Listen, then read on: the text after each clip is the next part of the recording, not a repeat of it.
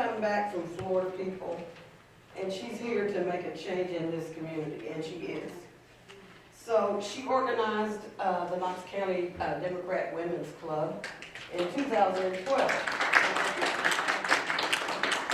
In 2014, she, along with some of us, decided that we wanted to have a Dr. Martin Luther King March. So Dora Sue was right there to help implement that with a breakfast and a program also. So Dora Sue is the secretary of the Knox County Democrats Society on our executive board. We're honored to be a person in that too. And she's a volunteer for the Knox County Historic Museum, where she writes weekly articles called the Museum Corner for the Advocate. Dora Sue is a retired elementary school teacher with 35 years experience in grades K through 6. Dora Sue was active in her area then and state teacher organizations, including Florida Education Association, Kentucky Education Association, and Overseas Education Association currently, where she's active in the Kentucky Retired Teachers Association. Now, she enjoys singing in the area with the regional chorus in Barbourville, and she serves on the Union College Alumni Board of Directors. She has 2 children, Wendy and Bill Russ, and 4 grandchildren, Courtney, Taylor, Hunter, and Drew. Her husband, who is always right there by her side, I'm telling you, what an awesome man. We thank you for being right there with her, and that's the way a wife and husband team's supposed to be.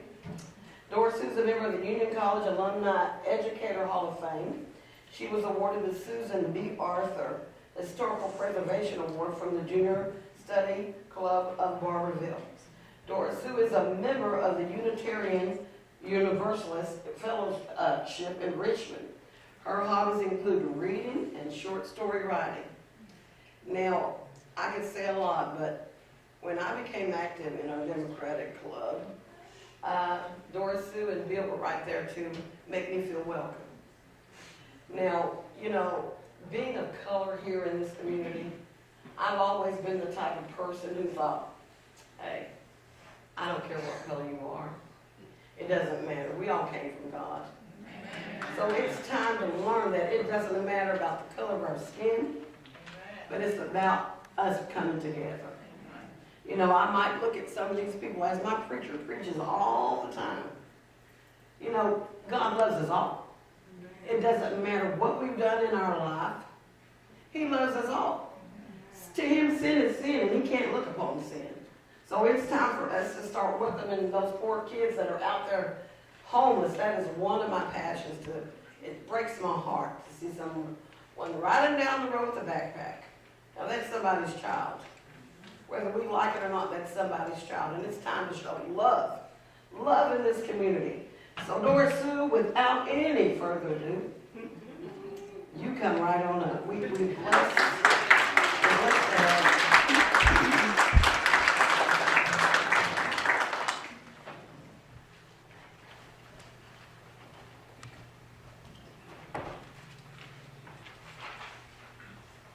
I want to take you today back to the year 1968, 52 years ago.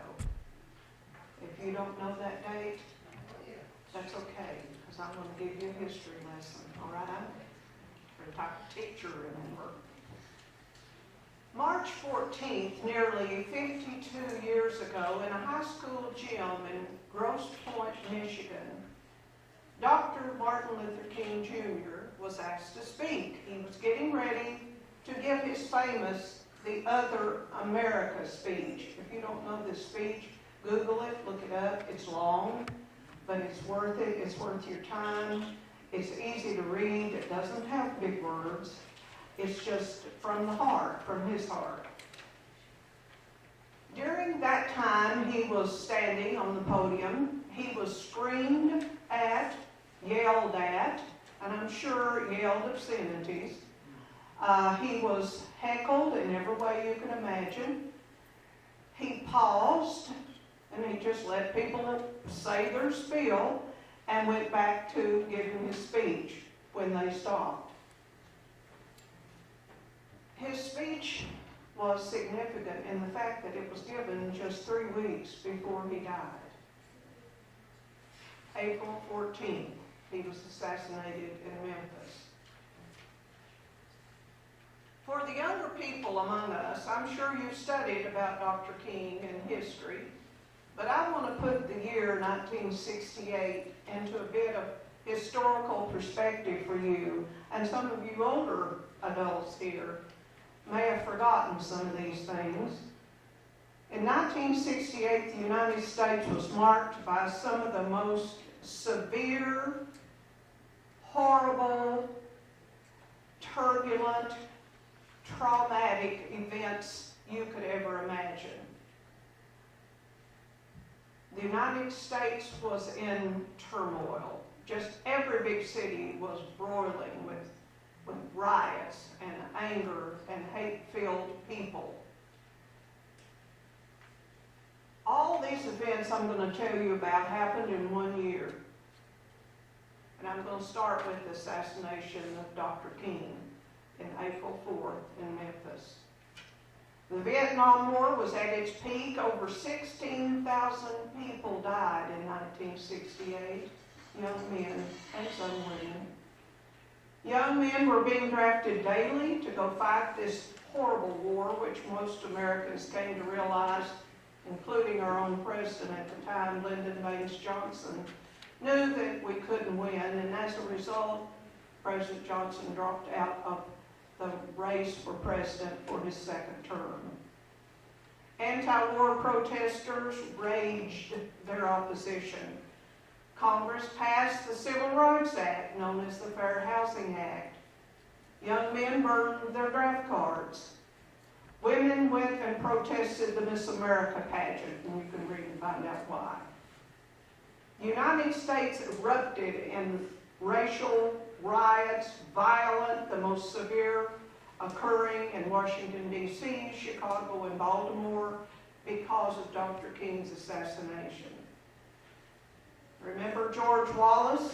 Well, if you don't know that name, he was one of the most vile segregationists to ever live, and he even ran for president in 1968 on the American Independent Party. 3 students at South Carolina University were killed by police for protesting segregation at their only bowling alley.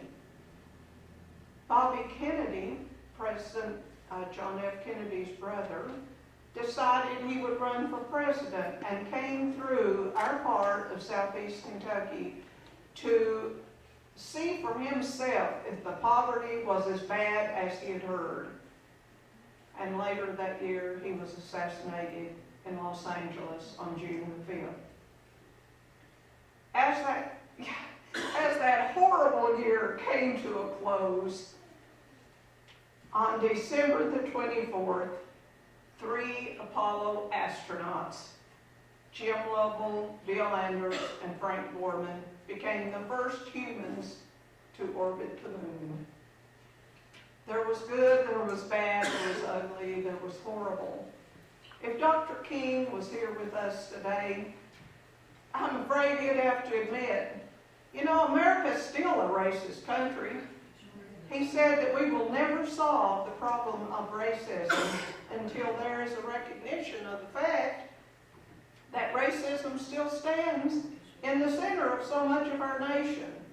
And we must see our nation for what it is.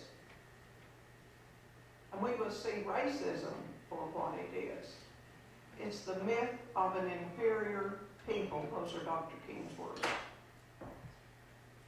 Now, in this upcoming, well, we're in it already, presidential election year, even though some of our nation's problems may seem to have improved, maybe some of them have disappeared, but many of our deeper-seated problems of race, social, and economic injustice are still with us. In fact, many have grown worse. That is why so much of what Dr. King said remains just as relevant today as it did in 1968. All of us here and all of the general collective we must agree to work together to achieve the destiny of America that Dr. King spoke about. The progress our country has made since Dr. King delivered this historic speech is in serious peril. People we know here in Knox County are suffering from hardships brought on by serious illnesses. Addictions have grown in number, and many people we know are still living in extreme poverty. Many of our friends and neighbors find it hard to live without a growing feeling of despair and helplessness. These challenges appear as difficult to solve as they were in 1968, but Dr. King said in his speech, we can climb that mountain by working with determination and realizing that power must be shared. And think about that for a second. Power must be shared. We can't do it alone. The state, local, state, and national leaders have to help solve these problems.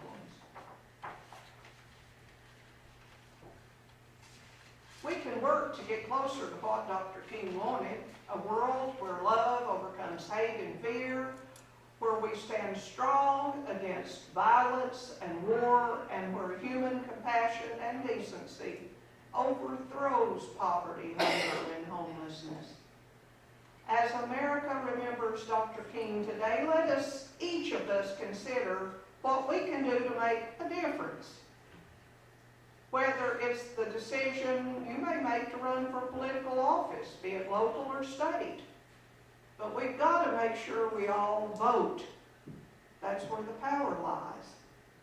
We need to work for and support the best candidates for Senate and President. We have to volunteer in organizations that help others. We need to join a group or maybe even join a church that supports our own beliefs. Or simply just lend a helping hand to someone in need, like putting items in the blessings box right outside of St. Paul's Church. Let us not forget to have faith. Let us not forget to have faith that together we can create this remarkable vision of America that Dr. King dreamed of. He said it on that day in 1968. Our goal is freedom, and I believe we're going to get there. The arc of the moral universe is long, but it bends toward justice. I Googled that quote so many times, I was singing in my sleep. You have to come to terms with what that means to you personally. President Obama had his own take on it. He even had it put on a rug in the Oval Office. The arc of the moral universe is long, but it bends toward justice. I'm going to end my talk to you today with Dr. King's own words. What better words? They're not mine, and I don't have words to equal his. It's going to be more difficult from here on in. We know that.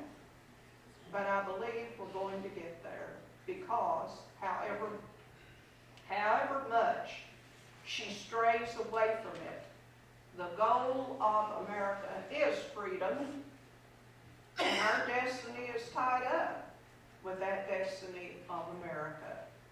Not everybody can be famous, but everybody can be great because greatness is determined by our service.